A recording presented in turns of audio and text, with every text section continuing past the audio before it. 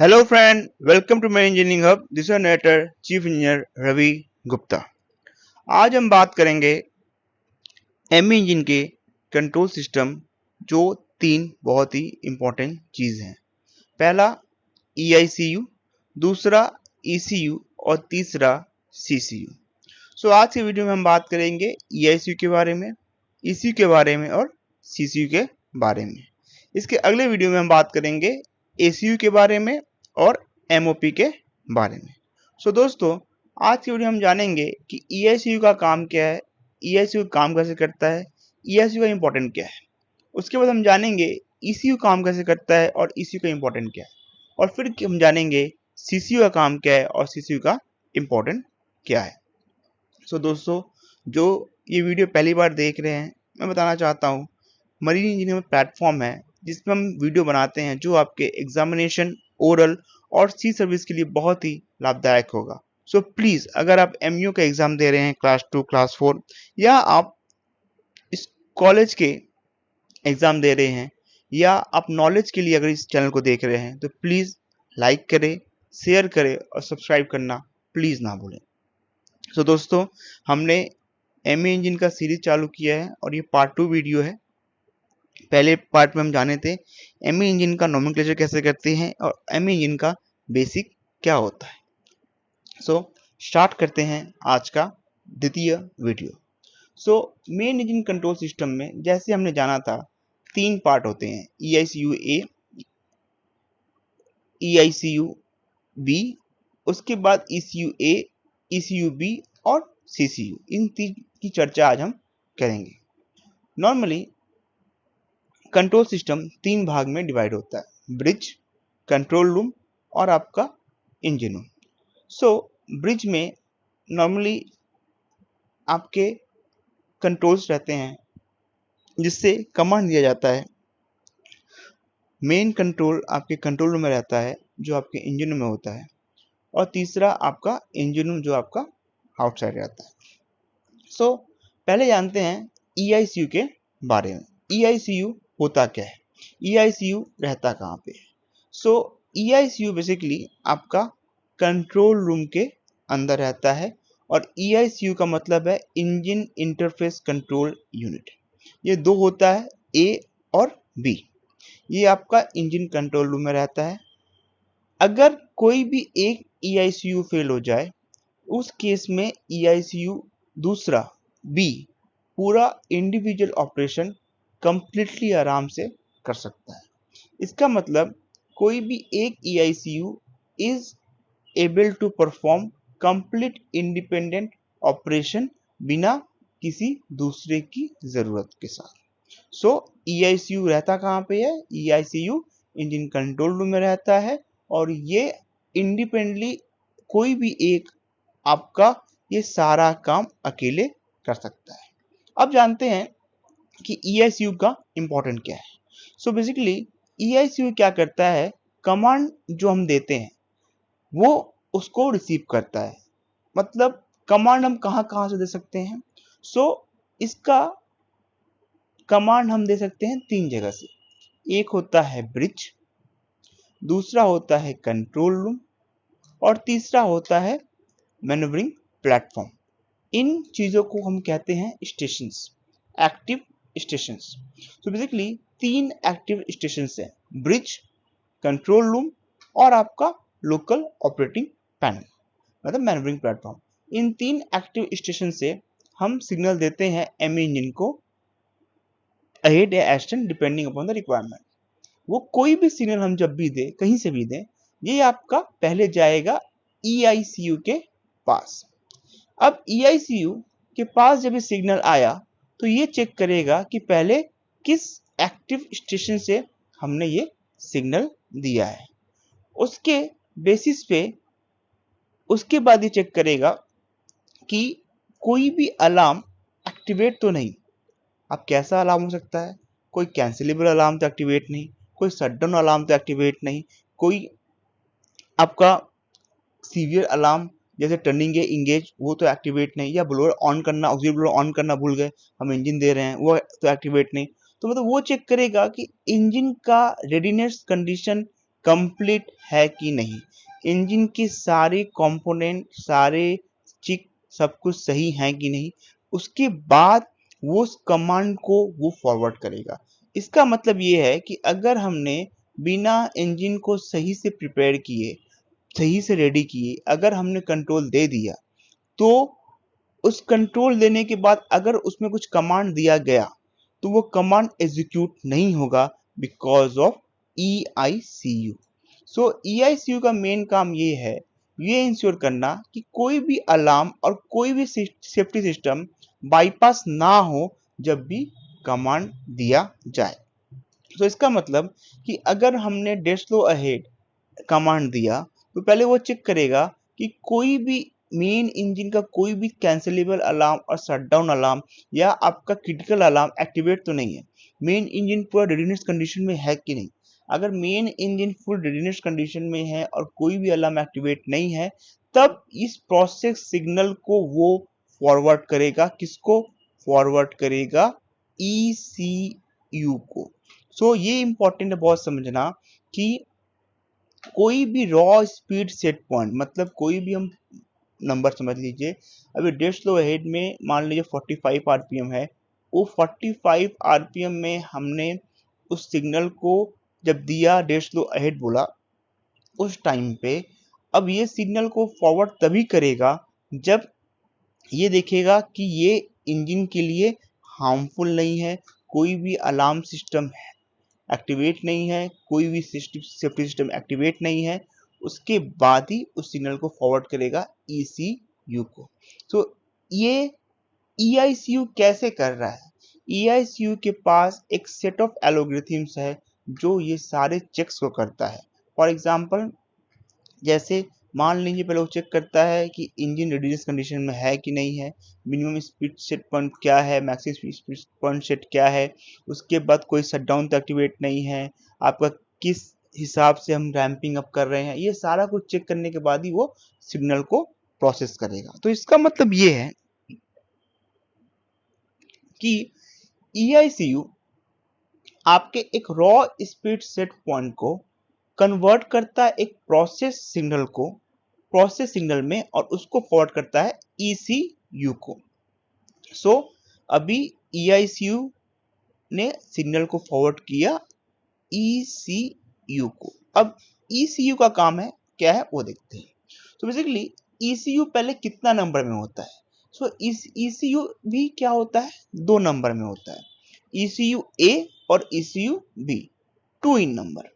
So ECU A और ECU B का position कहाँ पे होता है, ECU A और ECU B का पोजीशन इंजन रूम में होता है। मतलब जैसे हमने देखा था कि EICU आपका कंट्रोल रूम में सिचुएटेड है, ECU A और ECU B आपका इंजन रूम में सिचुएटेड है। उसके बाद ये 2 नंबर में क्यों होता है, ये 2 नंबर में इसलिए होता है कि अगर कोई भी एक अगर आपका ECU फेल हो गया, उस केस में एक सिंगल ECU पूरा complete operation independently without any hassles can carry out. ठीक है। अब एक प्रश्न यहाँ पे पूछा जाता है कि अगर EICU A और EICU B दोनों अगर फेल हो गया, EICU A और EICU B अगर दोनों फेल हो गया, क्या ME इंजन चलेगा? सो इसका आंसर क्या होगा, इसका आंसर ये होगा कि जैसे मैंने बताया कि EICU फर्स्ट चेक करता है कौन सा एक्टिव स्टेशन है। सो हमने जाना 3 स्टेशन है, ब्रिज, कंट्रोल रूम और LOP। अब मैं बोल रहा हूं कि अगर EICU दोनों फेल हो गया तो क्या मेन इंजन चलेगा या आउट ऑफ ऑपरेशन हो जाएगा। सो अगर दोनों EICU फेल हो गया तब भी ME इंजन ऑपरेशन में रहेगा। उस केस में कोई भी सेफ्टी अलार्म या कोई भी अलार्म सिस्टम चेकिंग हमारा एल्गोरिथम के थ्रू नहीं होगा, हम लोग को मैनुअली मॉनिटर करना पड़ेगा, बिकॉज अब हम सिर्फ इंजन को चला सकते हैं लोकल ऑपरेटिंग पैनल के थ्रू, जिसमें हमें बहुत ही ध्यान से, बहुत ही सही तरीके से इंजन को चलाना पड़ेगा। तो इसका मतलब ये है कि अगर हमारा बोथ ECU फेल हो गया तो वो इंजन को आउट ऑफ ऑपरेशन नहीं करेगा। वो इंजन को ऑपरेशन में तब भी ला सकते हैं, चला सकते हैं थ्रू LOP। अब दूसरा प्रश्न पूछा जाता है कि अगर आपका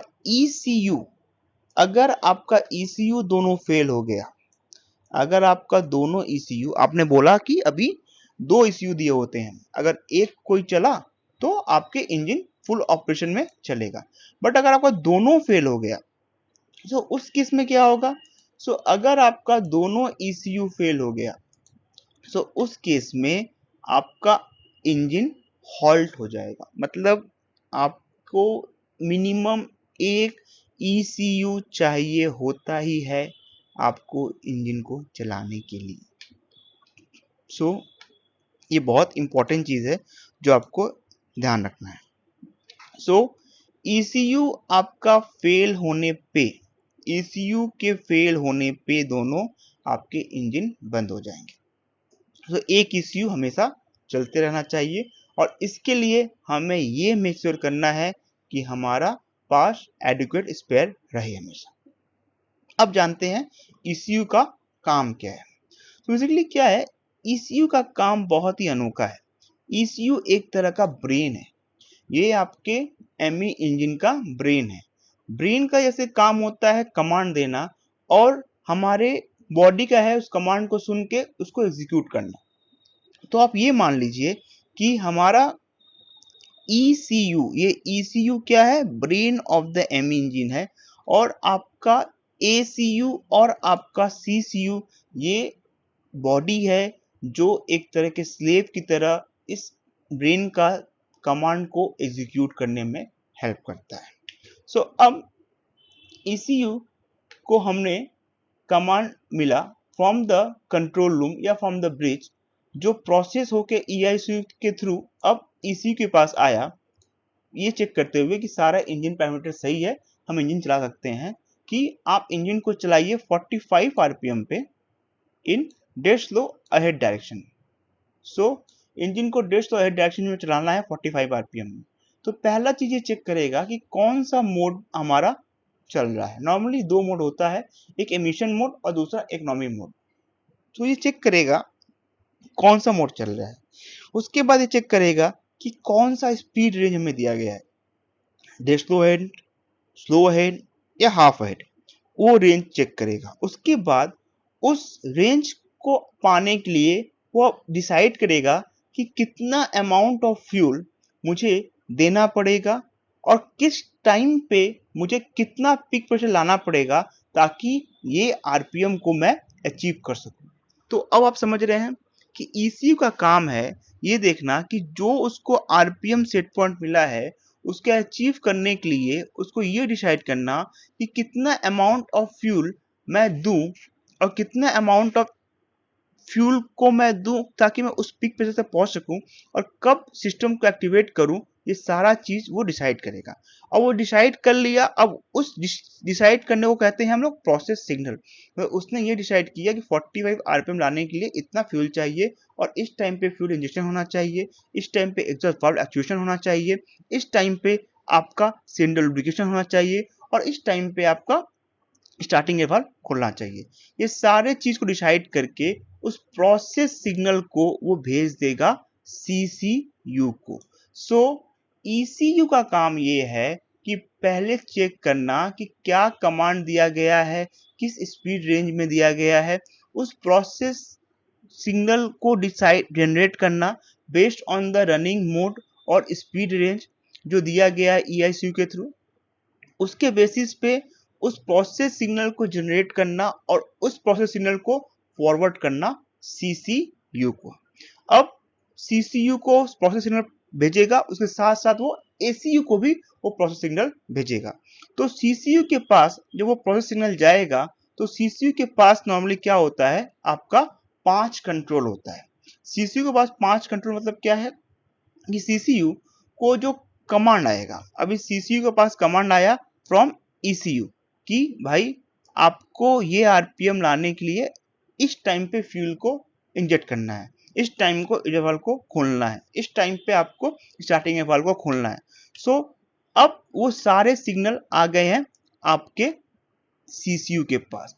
अब सीसीयू इन सारे सिग्नल को एक्टिवेट करेगा based on the angle encoder position. मतलब अब वो देखेगा कि कब हमारा पिस्टन टीडीसी पे आ रहा है, उस टाइम पे मैं फ्यूल को इंजेक्ट कर दूंगा। कब हमारा कंबशन कंप्लीट हो गया तो मैं एग्जॉस्ट वाल्व को खोल दूंगा। कब मुझे लुब्रिकेशन करना है, कब मुझे स्टार्टिंग वाल्व खोलना है, ये सारा सिग्नल जो प्रोसेस फॉर्म में सीसीयू को दिया गया है, अब सीसीयू आंख बंद करके बिना सोचे उसको एग्जीक्यूट करेगा। और वो कमांड कि अब एग्जीक्यूट करने का टाइम आ गया है, वो भी आपको ECU के थ्रू आएगा।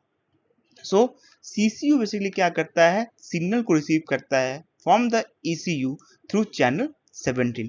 इसे कहते हैं प्रोसेस सिग्नल। इसमें उसको बोला जाता है कि कब आपको फ्यूल इंजेक्ट करना है, कब आपको एग्जॉस्ट वाल्व को एक्टिवेट करना है। ये सारा चीज जो आपका एग्जॉस्ट वाल्व को एक्टिवेट भी करना है, ये जो है ये होता है through FIBA valve, fuel injection valve activation. और उसके बाद लुब्रिकेशन भी कब करना है उसका भी सिग्नल आपको सीसीयू देगा। अब सवाल आता है कि सीसीयू कितना इन नंबर होता है। तो सीसीयू बेसिकली क्या होता है, एक सिलेंडर के लिए एक सीसीयू होता है। इसका मतलब क्या है कि अगर मेरे पास 6 सिलेंडर है तो मेरे पास 6 सीसीयू होगा। मतलब 1 सिलेंडर के लिए एक सीसीयू। अब सवाल जैसे मैं पहले भी बोल रहा था कि अगर आपका कोई भी ECU या ECU ए फेल हो गया, बी फेल हो गया, तो ECU आपका पूरा चला देगा। बट अगर दोनों फेल हो गया तो इंजन बंद हो जाएगा। अब सीसीयू के बारे में बात करते हैं। सीसीयू मान लीजिए 6 नंबर है, इंडिविजुअली सिलेंडर के लिए दिया हुआ है। कोई एक अगर ECU सीसीयू फेल हो गया तो क्या होगा, तो अब हमारे पास बचा 5 सीसीयू। तो क्या हमारा इंजन चलेगा? ऑफ कोर्स हमारा इंजन चलेगा, पर उस टाइम पे हमें क्या करना पड़ेगा, आरपीएम को थोड़ा कम करना पड़ेगा एज पर मैन्युफैक्चरर, और हम इंजन को कंटिन्यू ऑपरेशन में कर सकते हैं। नॉर्मली सीसीयू का आपका स्पेयर कार्ड ऑनबोर्ड रहता है। अगर नहीं रहेगा तो उस पर्टिकुलर सीसीयू को आप आइसोलेट करके इंजन को कम आरपीएम पे चला सकते हैं आराम से। तो दोस्तों आज के वीडियो में हमने जाना कि ECU, CCU और EICU का काम क्या है। अगर आपको इस वीडियो से अच्छी जानकारी प्राप्त हुई है तो प्लीज़ हमारे इस चैनल की मुहिम को सपोर्ट करें, ME इंजन की सीरीज़ को ज़रूर देखें। और मैं इस बात की गारंटी लेता हूं कि आप ME इंजन की पूरी सीरीज़ को आप अगर क्लोजली फॉलो करेंगे, आपको ME इंजन का कंप्लीट नॉलेज हो जाएगा। और आप जब शिप पे जाएंगे या आप अगर एग्जाम में लिखेंगे, आप आंख बंद करके आप हर चीज़ को कॉन्सेप्ट वाइज समझ सकते हैं। अगर आपको वीडियो अच्छा लगा हो तो प्लीज़ लाइक करें, शेयर करें और सब्सक्राइब करें। Thank you friend, have a good day.